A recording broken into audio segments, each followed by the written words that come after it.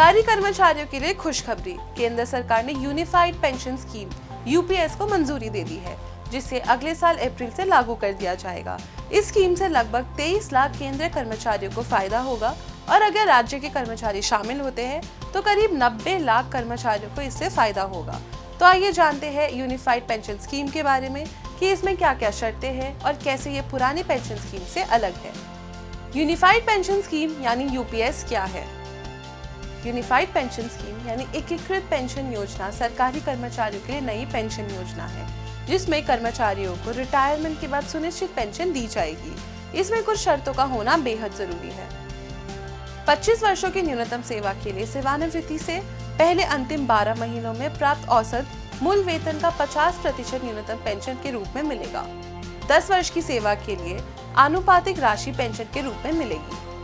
कर्मचारी की मृत्यु होने की स्थिति में तत्काल 60% की दर से पारिवारिक पेंशन सुनिश्चित की जाएगी। 10 वर्ष की सेवा के बाद सेवानिवृत्ति पर 10,000 रुपए प्रति माह की दर से सुनिश्चित न्यूनतम पेंशन राशि मिलेगी। सेवानिवृत्ति पर ग्रेच्युटी के अलावा एक मुश्त भुगतान का भी लाभ मिलेगा।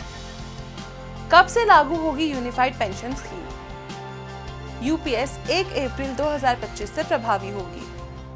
सरकार ने बताया कि एनपीएस की शुरुआत के समय से इसके तहत रिटायर हुए सभी लोग और 31 मार्च 2025 तक रिटायर होने वाले लोग भी यूपीएस के सभी लाभों के लिए पात्र होंगे।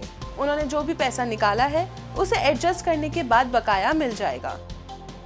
क्या राज्य कर्मचारियों को भी मिलेगा इसका फायदा?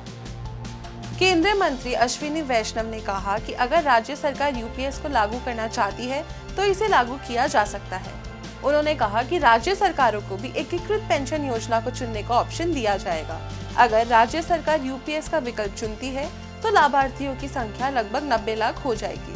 केंद्र सरकार के कर्मचारियों को एनपीएस से यूपीएस में चयन करने का विकल्प भी दिया जाएगा।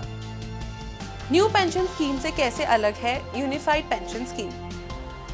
नई पेंशन स्कीम में कर्मचारी की बेसिक सैलरी प्लस डीए का 10% हिस्सा कटता है। एनपीएस शेयर मार्केट पर आधारित है, इसलिए ये सेफ स्कीम नहीं मानी जाती है। एनपीएस में 6 महीने बाद मिलने वाले डीए का कोई प्रावधान नहीं है। एनपीएस में रिटायरमेंट के बाद निश्चित पेंशन की गारंटी नहीं होती। यूपीएस में सरकारी कर्मचारी को रिटायरमेंट से पहले के 12 महीने की बेसिक सैलरी के औसत का 50% निश्चित पेंशन के तौर पर मिलेगा। यूपीएस के तहत अगर किसी ने 25 साल काम किया है तो उसे पेंशन मिलेगी।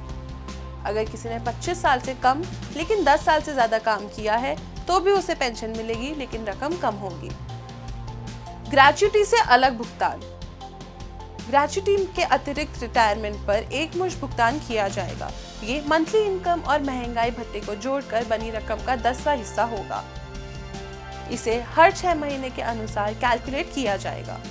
तो कैसी लगी आज की वीडियो? अगर कोई भी डाउट है तो नीचे कमेंट कर सकते हैं, या किसी और टॉपिक पर या सरकार की किसी और योजना के बारे में जानकारी चाहिए तो वो भी बताइए और वीडियो को लाइक करना ना भूलें। धन्यवाद।